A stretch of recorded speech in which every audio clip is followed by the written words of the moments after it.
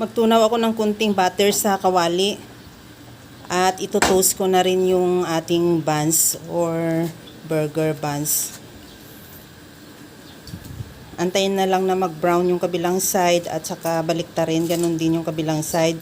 Pagkatapos tanggalin muna natin yan sa kawali. At ituloy na lang natin sa pagluto yung iba pa nating burger buns.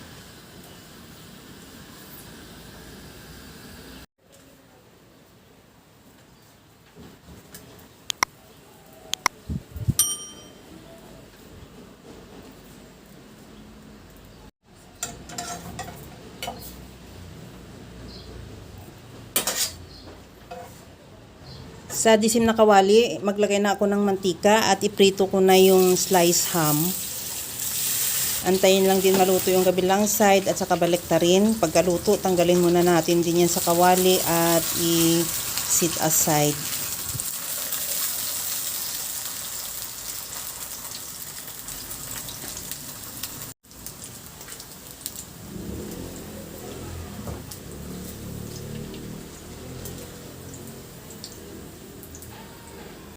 Ito na yung ating burger buns. Lagyan ko na ng mayonnaise na nilagyan ko lang din ng cheese whiz or cheese. At spread lang natin lahat yan sa ating buns.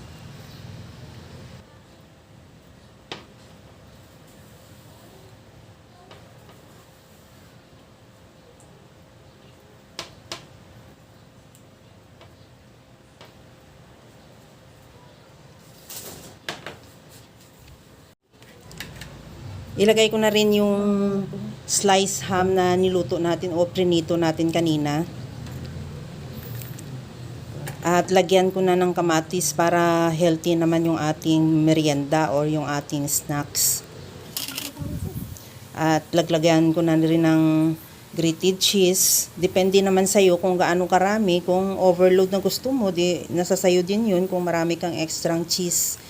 At pagkatapos niyan, okay na yan. Ready to serve na yung ating napakasarap na hamburger with cheese.